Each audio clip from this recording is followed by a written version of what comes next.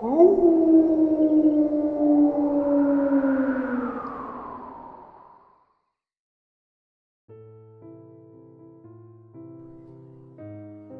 you believe in Cartesian duality?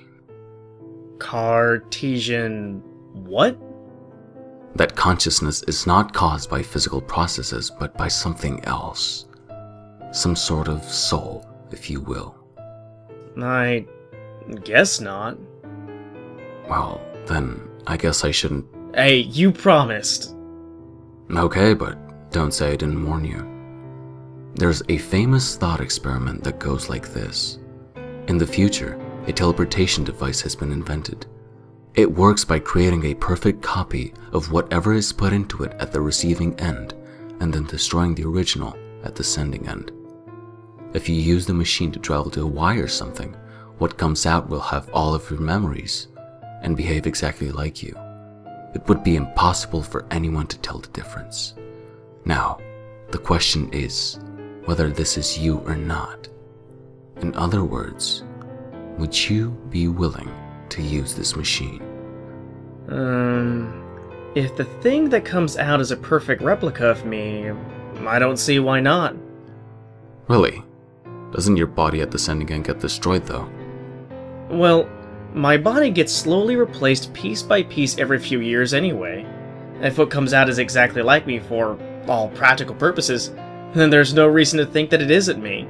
This is a cute example and all, but I really don't see the point. Well, okay then. Let's try another scenario. You figure out one day that there is a perfect replica of Earth in some alternate universe. Of course, this other Earth has a perfect replica of you, your family, your hometown. Basically everything you care or know about. Unfortunately, someone tells you that it isn't okay for these two planets to be exactly the same, and that to make them different, either you or your replica has to die. He then surprisingly offers you the choice. Which would you want to survive? Oh, interesting. I guess my copy will probably be getting the same talk and question, but I would clearly want myself to live. Whether this actually affects the outcome is unclear. I understand the other example better now, but even so, there are never going to be two of me after I step into the teleporter. I'm not sure you're getting the point. Doesn't the example of the alternate universes show that even a perfect copy of you isn't necessarily the same as you?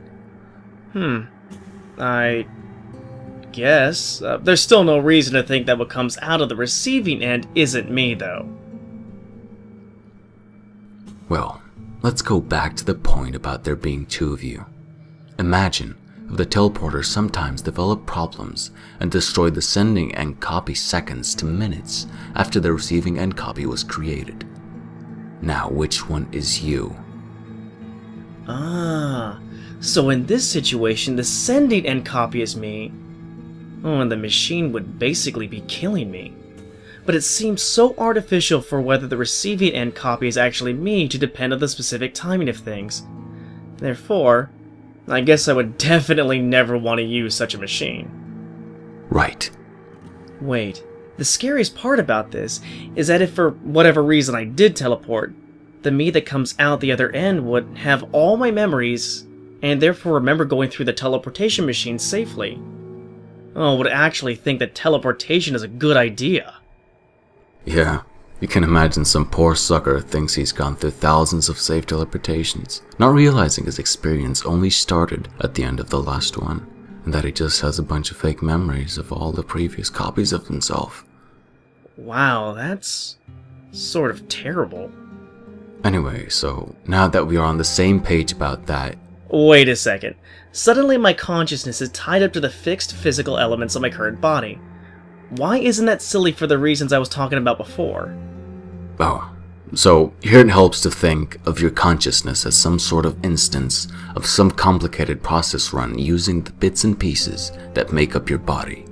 While the pieces may switch out over the years, the specific instance of the process continues. When your body is completely destroyed by the teleporter, the instance of the process stops and you stop experiencing permanently. In other words, you die. Okay, fine. I guess that makes sense. The only problem is that I know of thousands of times in my life that my instance of this process is shut off. Ah, you seem to have hit the crux of the problem. Every time you sleep, right? Yeah. Are you sure that this isn't a problem with the argument, but instead something that the argument is telling you about sleep? Stop trying to scare me. I have personal experience in surviving sleep, thank you very much. Do you remember the sucker thought he had been through thousands of safe teleportations?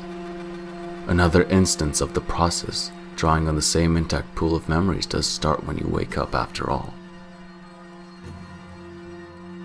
Anyways, good night. I guess since there's a good chance that I won't ever be seeing you again, I should be saying goodbye too.